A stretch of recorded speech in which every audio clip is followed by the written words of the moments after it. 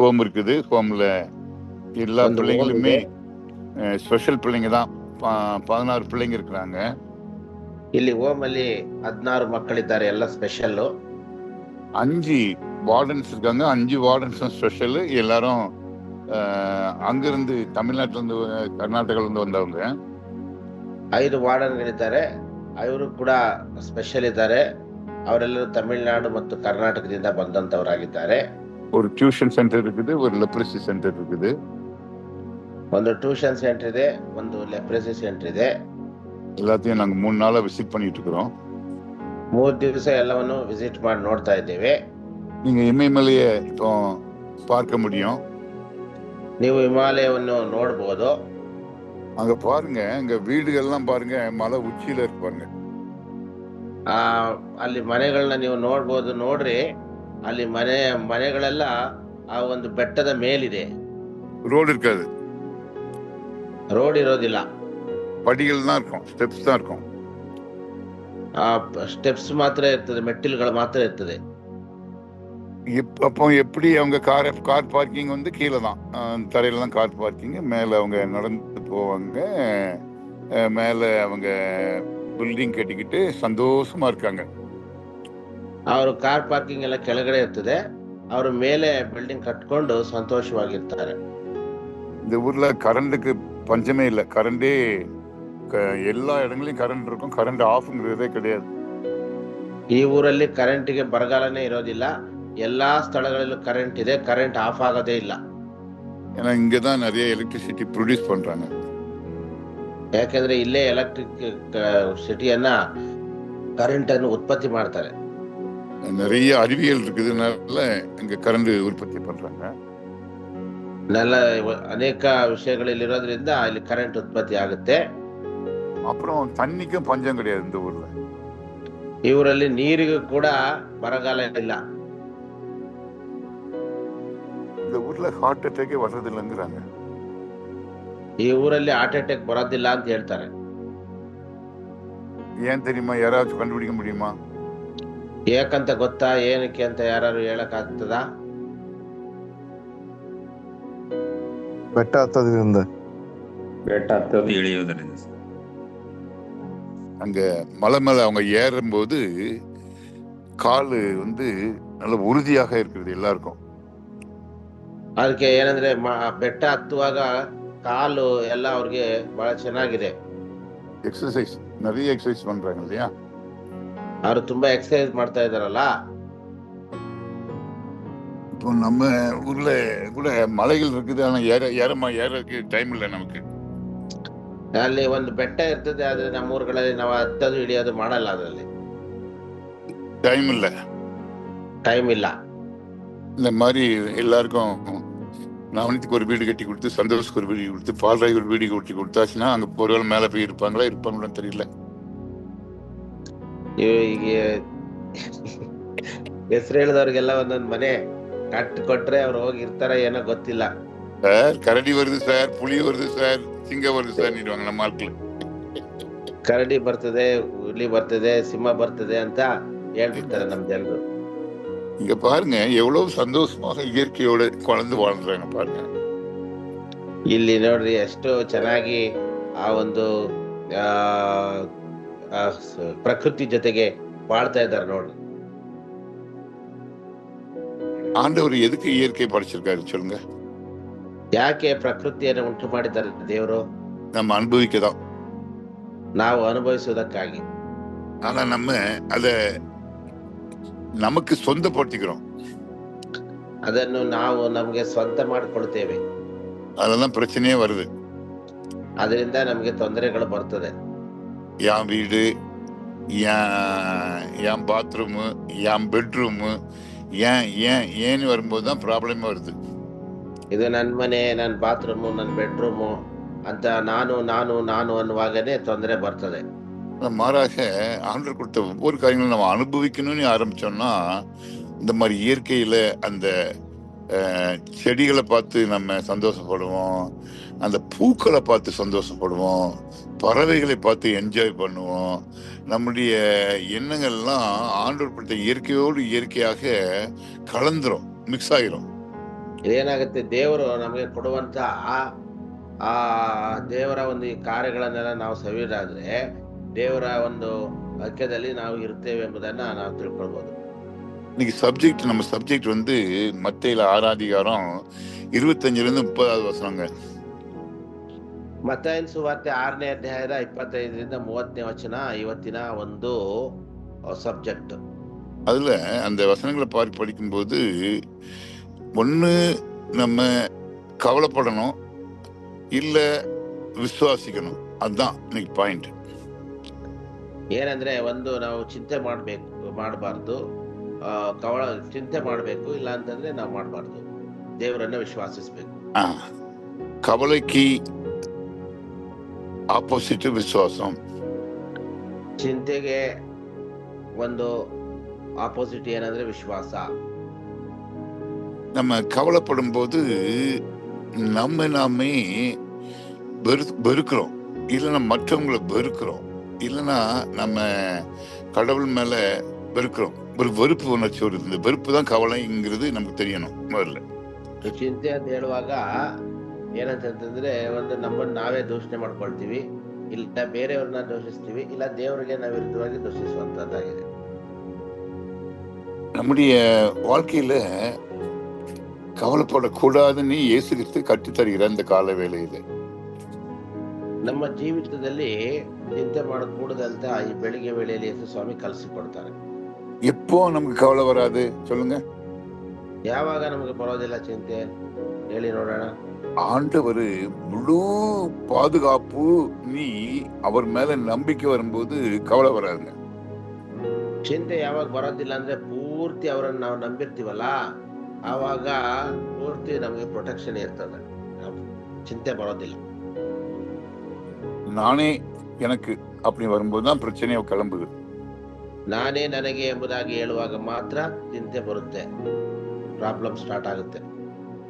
ஆனா மாறாக அவரிடத்துல கர்த்தர் மேல் உன் பாரத்தை வைத்து விடு அப்படின்னு பாரத்தை வச்சுட்டோம்னா நம்ம ಫ್ರೀ ஆயிரும். பார்த்துக்கிடுங்க, ಕರ್ತನ ಮೇಲೆ ನಿನ್ನ ಭಾರವನ್ನು ಇಟ್ಬಿಡು ಅಂತ ಹೇಳ್ತಾರಲ್ಲ, ಆತರ ಇಟ್ಬಿಟ್ರೆ ಫ್ರೀ ಆಗ್ಬಿಡ್ತೇವೆ ನಮ್ಗೆ.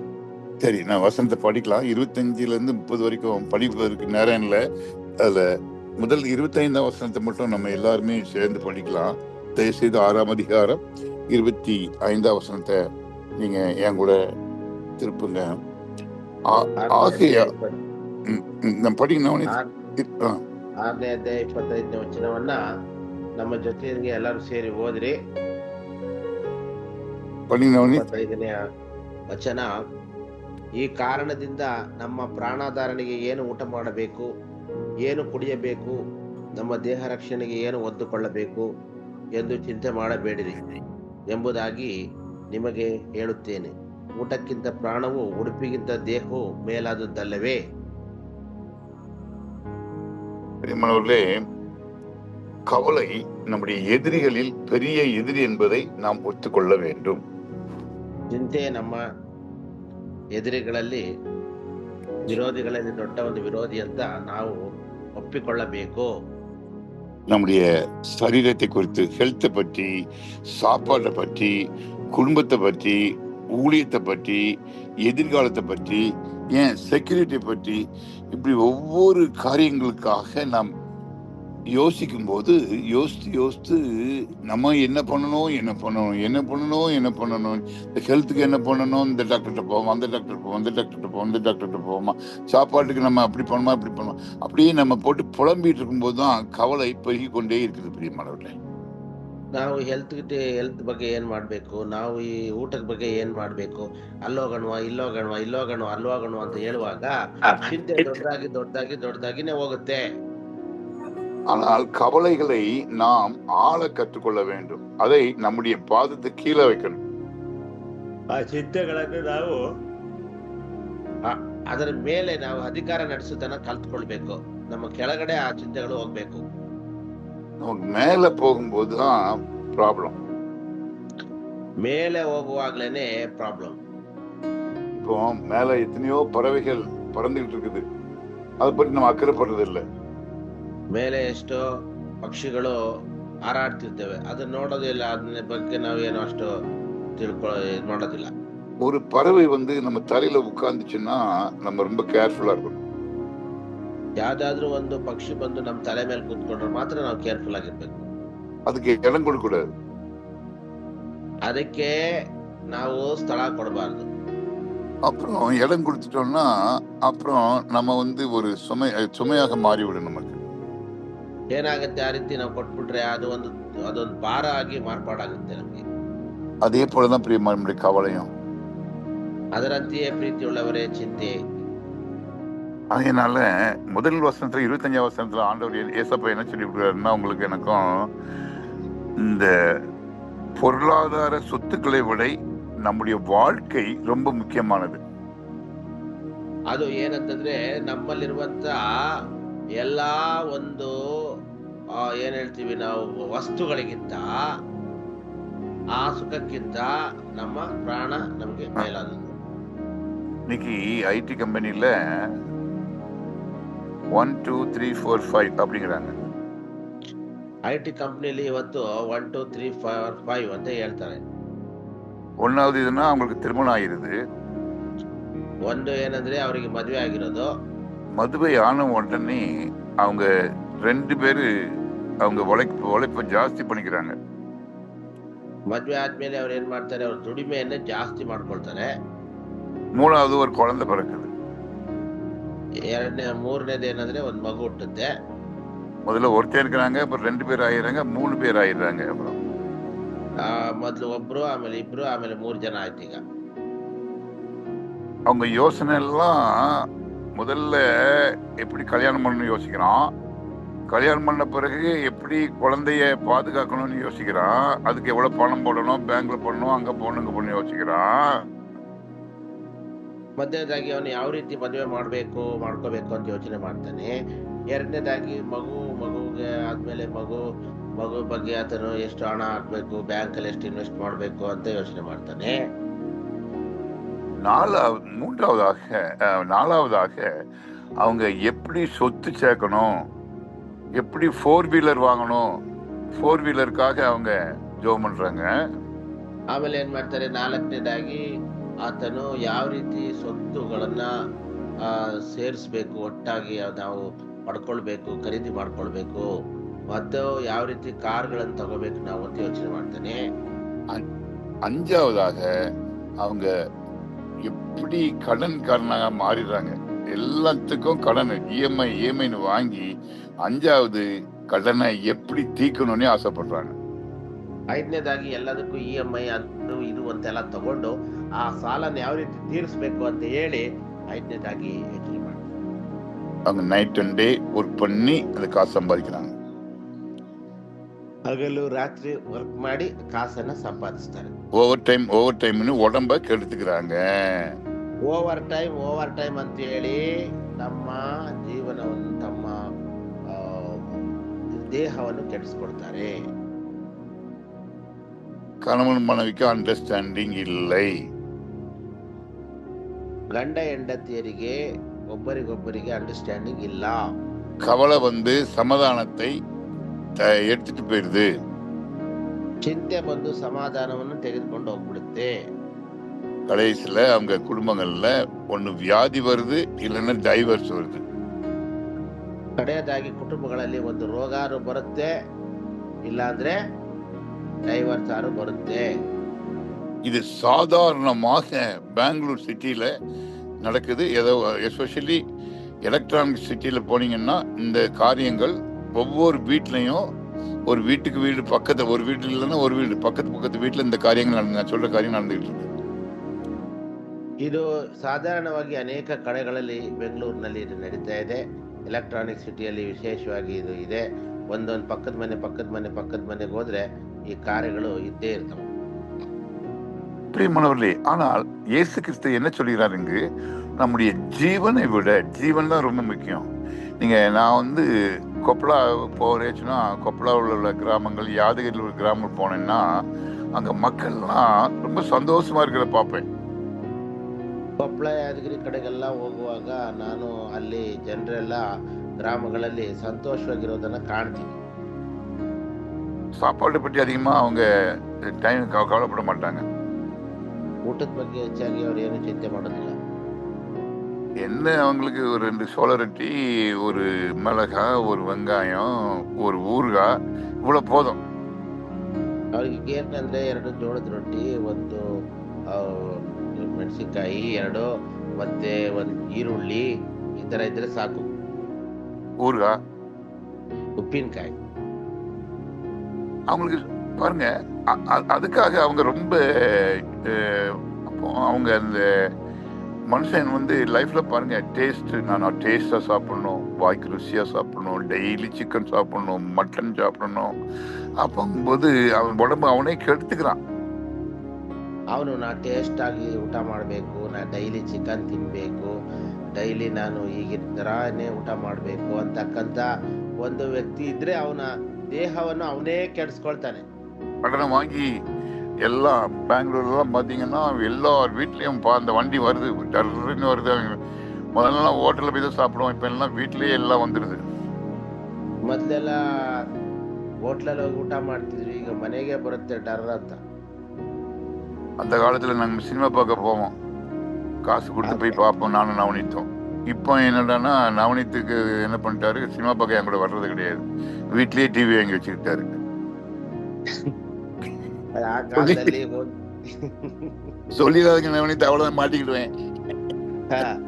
ಆ ಕಾಲದಲ್ಲಿ ಅವ್ರ ಡೈರೆಕ್ಟ್ರು ನಾವು ಸಿನಿಮಾ ನೋಡಕ್ ಹೋಗ್ತಿದ್ವು ಅಂತ ಹೇಳ್ತಾ ಇದಾರೆ. ಮತ್ತೆ ಅಲ್ಲಿ ಹೋಗುವ ಇವಾಗ ಟಿವಿ ಇಲ್ಲೇ ಇಟ್ಕೊಂಡ್ರು ಅಂತ. பிசாசு நம்ம வீட்டுக்குள்ளேயே வந்துடுறான். ಪಿಸಾಚ ಇವತ್ತು ಮನೆಯೊಳಗೆ ಬರ್ತಾ ಇದ್ದಾನೆ. ஏன்னா பணம் பணம் பணம் பணம் இஎம்ஐ. ಯಾಕೆಂದ್ರೆ ಇದು ಇಎಂಐ ಅಂತ. சின்ன டிவியில நிம்மதி கிடையாது. அந்த அவங்க ஆள் ஒயர டிவி இருந்தாதான் நிம்மதி. ಚಿಕ್ಕ ಒಂದು ಟಿವಿಯಲ್ಲಿ ನೆಮ್ಮದಿ ಇಲ್ಲ, ದೊಡ್ಡ ಟಿವಿ ಇದ್ದಲ್ಲಿ ಮಾತ್ರ. பிரியமானவர்களே, இங்க ஏசப்ப காலை வேலையில உங்களோடு பேசிட்டு இருக்கிறாரு. நமக்கு ஆண்டவர் ஜீவன் கொடுத்தா போதும், நமக்கு எந்த நிலைமையில வச்சிருக்கிறாரோ அந்த நிலைமையில நம்ம வந்து சொத்துக்களை நம்ம காலுக்கு கீழே வைக்கணும், காலுக்கு மேல போகக்கூடாது, நம்ம தலைக்கு மேல சொத்துக்கள் போகக்கூடாது. ಸ್ವತ್ತುಗಳು ನಮ್ಮ ತಲೆ ಮೇಲೆ ಹೋಗ್ಬಾರ್ದು, ನಮ್ಮ ಕಾಲಿನ ಕೆಳಗೆ ಅವಿರ್ಬೇಕು. ನಮ್ಮ ವಸ್ತುಗಳನ್ನ ನಾವು ಹೆಚ್ಚಾಗಿ ಪ್ರೀತಿ ಮಾಡಬಾರ್ದು ಅನ್ನುವಂತ ಒಂದು ವಿಷಯ ಇದು. கர்த்தர் நம்மளை கண்ட்ரோல் பண்ண வேண்டும். ದೇವರು ನಮ್ಮನ್ನು ಕಂಟ್ರೋಲ್ ಮಾಡ್ಬೇಕು. நீங்க காலையிலேயே ஒப்பு கொடுக்கணும் ஆண்டவர் கையில. ಒಪ್ಪಿಸಿ ಕೊಡ್ಬೇಕು ಬೆಳಿಗ್ಗೆನೆ ದೇವರ ಹತ್ರ. பிள்ளைகளை ஒப்பு கொடுக்கணும், நம்முடைய சரீரத்தை ஒப்பு கொடுக்கணும், நம்முடைய வேலையை ஒப்பு கொடுக்கணும். ஆண்டவரே, ஜீவன் தான் முக்கியம் ஆண்டவரே, அந்த ஜீவன்ல நீர் குடியிருக்கணும் ஆண்டவரே, மத்த எதுவுமே நுழைஞ்சிடக்கூடாது என்று எதுக்குமே இடம் கொடுக்க கூடாது. ಯಾವುದಕ್ಕೂ ಕೂಡ ನಾವು ಸ್ಥಳ ಕೊಡಬಾರ್ದು. ದೇವ್ರೇ ದೇವ್ರೇ ಅಂತ ಹೇಳಿ ನಾವು ಆತನ ಒಂದು ಪಾದದ ಗಡಿಗಾಲಿನಲ್ಲಿ ನಾವು ಜೀವಿಸಬೇಕು. இரண்டாவது பாயிண்ட் பாருங்க. முதல் பாயிண்ட் வந்து ஆகாரத்தை பார்க்கும் ஜீவன் பெருசுன்னு சொல்ற ஆண்டவர். ரெண்டாவது பாயிண்ட் வந்து நீங்க வந்து பாத்தீங்கன்னா வசனம் 26, ஆகாயத்து பட்சிகளை கவனித்து பாருங்கள் என்று ஏசப்பா சொல்றாங்க. ಆಕಾಶದ ಪಕ್ಷಿಗಳನ್ನು ಗಮನಿಸಿ ನೋಡಿರಿ ಅಂತ ಯೇಸು ಸ್ವಾಮಿ ಹೇಳ್ತಾರೆ. ஏன்னா இந்த ஆகாயத்து பட்சிகளை நீங்க பாத்தீங்கன்னா அதுங்க புறா வச்சிருக்காங்க. நவனித்து வந்து நிறைய புறா வச்சிருக்கிறாரு. அந்த புறாலாம் கவலைப்படவே படாது, கண்டிப்பா அடுத்த நாள் ஏதாவது சாப்பாடு கிடைக்கும். ஒருவேளை நவனித்து கொடுக்கலன்னா நான் பக்கத்து ரைஸ் மில்ல போய் சாப்பிட்டு வந்துடுவோம்னு அது நினைக்கும். ಅದಕ್ಕೆ ಅನೇಕ ಒಂದು ಪಕ್ಷಿಗಳನ್ನು ನಾವು ಬೆಳೆಸಿದ್ದೇವೆ. ಅದನ್ನ ಪಾರಿವಾಳಗಳನ್ನು ಒಂದು ದೇವರ ಅವರ ವಿಶ್ವಾಸ ಬೆಳಿಗ್ಗೆ ನಮಗೆ ಊಟ ಸಿಗುತ್ತೆ ಅಂತ ಹೇಳಿ, ಒಂದ್ ವೇಳೆ ಇಲ್ಲ ಅಂದ್ರೂ ಕೂಡ ಅಲ್ಲಿ ಪಕ್ಕದಲ್ಲಿ ಹೋಗಿ ತಿನ್ಕೊಂಡು ಬರ್ತೀವಿ ಅಂತ. அது சேர்த்து வைக்கணும்னு ஆசைப்படாது, ಅದು ಸೇರಿಸ್ಬೇಕು ಅಂತ ಆಸೆ ಪಡೋದಿಲ್ಲ. அதனால அது நான் வந்து ஒரு சில நேரத்துல பார்ப்பேன், நீங்களும் பாருங்க, மேகத்துல அழகா ஒரு 10 கொக்கு ஒண்ணு போல போகும், பறந்து போகும். 10ஓ 20ஓ அவங்க நான் ஸ்டாப் அப்படியே போயிட்டே இருப்பாங்க. ಅದು ಮೇಲೆ ಏನಾಗ್ತದೆ ಅಂತಂದ್ರೆ ಪಕ್ಷಿಗಳು ಹೋಗ್ತಾನೆ ಇರ್ತಾವ. ನಾವೇ ಒಂದೇ ರೀತಿಯಲ್ಲಿ ನಾನ್ ಸ್ಟಾಪ್ ಆಗಿ ಹೋಗ್ತಾ ಇರ್ತೇವೆ. ஆஸ்திரேலியாவில இருந்து இந்தியாவுக்கு வரும், இந்தியாவில் வந்து முட்டை போட்டு குஞ்சு பறிச்சு இங்க இருந்து குஞ்சுகளோடு திரும்பி செல்லும். ಅದು ಭಾರತ ದೇಶಕ್ಕೆ ಬಂದು ಇಲ್ಲಿ ಮೊಟ್ಟೆ ಇಟ್ಟು ಕೋಳಿ ಮರಿ ಮಾಡಿ ಅವು ಹೋಗ್ತಾವ ಜೊತೆಗೆ. அது போகும்போது பாருங்க மேல அழகா ஒரு யூ ஷேப்லயும் வி ஷேப்லயும் ரவுண்டாவும் போயிட்டு அது மூவ் ஆகி போகும்போது அது சாப்பாடு பற்றி எங்க கவலைப்படணும் கொஞ்சம் யோசிச்சு பாருங்க. ಅದು ವಿ ಶೇಪ್ ಅಲ್ಲಿ ಯು ಶೇಪ್ ಅಲ್ಲಿ ಯಾವುದೋ ಒಂದು ಶೇಪ್ ಅಲ್ಲಿ ಮೇಲೆ ಹೋಗ್ತಾ ಇರ್ತದೆ. ಅದು ಆಹಾರದ ಬಗ್ಗೆ ಏನಾದ್ರೂ ಚಿಂತೆ ಮಾಡುತ್ತಾ ಅಂತ ಯೋಚನೆ ಮಾಡಿ ನೋಡ್ರಿ. ஆனா நம்ம ஆண்டவர் கொஞ்சம் சாப்பாடு சாப்பிட முடியாம பண்ணிட்டாருன்னா முறுமுறுக்க ஆரம்பிச்சிடறோம். ಆದ್ರೆ ನಾವು ಊಟ ಇಲ್ಲದೆ ಇದ್ರೆ, ಊಟ ಸ್ವಲ್ಪ ಕಡಿಮೆ ಆದ್ರೆ, ಸಿಕ್ಲಿಲ್ಲ ಅಂದ್ರೆ ನಾವು ಗುಣಗುಟ್ಲಿಕ್ಕೆ ಪ್ರಾರಂಭ ಮಾಡ್ತೀವಿ. 1 ராஜாக்கள் 17ஆம் அதிகாரத்திலே எலியாவை எப்படி தேவன் போஷித்தார் என்று நமக்கு தேவன் கற்றுக் கொடுக்கின்றார். 1ನೇ ಅರಸುಗಳ ಪುಸ್ತಕ 17th chapter. 17ನೇ ಅಧ್ಯಾಯದಲ್ಲಿ ಎಲಿಯನು ಯಾವ ರೀತಿಯಲ್ಲಿ ಪೋಷಿಸಿದ್ರು ದೇವರು ಅಂತ ತಿಳ್ಕೊಳ್ಬಹುದು. யாத்திராகம் 16ஆம் அதிகாரத்திலே இஸ்ரேல் ஜனங்கள் எப்படி முறுமுறுத்தார்கள் என்று நமக்கு கற்றுக் கொடுக்கிறார். ಮತ್ತು ವಿಮೋಚನಾ ಕಾಂಡದಲ್ಲಿ ನಾವು ನೋಡುವಂತ ಸಂದರ್ಭದಲ್ಲಿ ಯಾವ ರೀತಿಯಲ್ಲಿ ಜನರು ಗುಣಗುಟ್ಟಿದರು ಎಂಬುದನ್ನು ತಿಳ್ಕೊಳ್ಳಬಹುದು. 27ஆம் வசனத்துக்கு வாங்க. 27ನೇ ವಚನಕ್ಕೆ ಬರೋಣ. இங்கு ஏசப்பா என்ன சொல்றாங்கன்னா, கவலைப்படுறதுனால உங்க சரீரத்துல ஒரு முழத்தை யார் கூட்டுவான் அப்படின்னு ஒரு கேள்வியை கேட்கிறாங்க ஏசப்பா.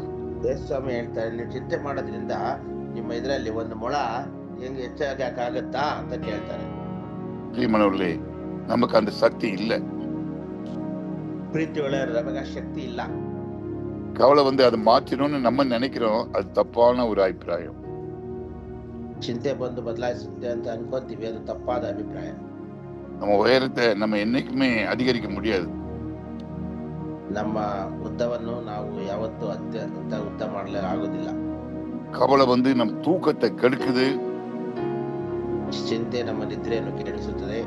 அது உடலை பாதிக்குது, ದೇಹವನ್ನು ಬಾಧಿಸುತ್ತದೆ.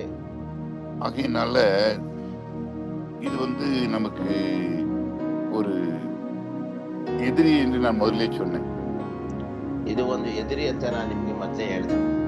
ஒரு தாவீதை பாருங்க, அவன் கோலியாத்தை அவன் எதிர்கொள்றதுக்கு முன்பாக இயேசு கிறிஸ்து மேல ஒரு நம்பிக்கை வச்சிருந்தான்.